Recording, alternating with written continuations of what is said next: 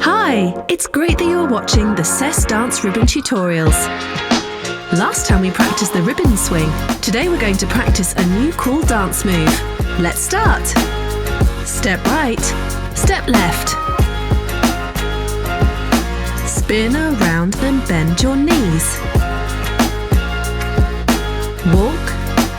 Walk and punch your elbow. Kick right, step left, turn and pose. You've got it! Now all the dance steps one after the other. Let's go!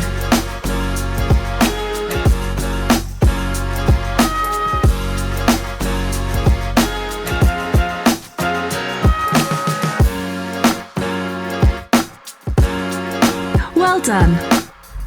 This was it for today. Thank you for watching, and if you have cool moves yourself, let us know and share it with the hashtag SESDanceRibbons. See you later!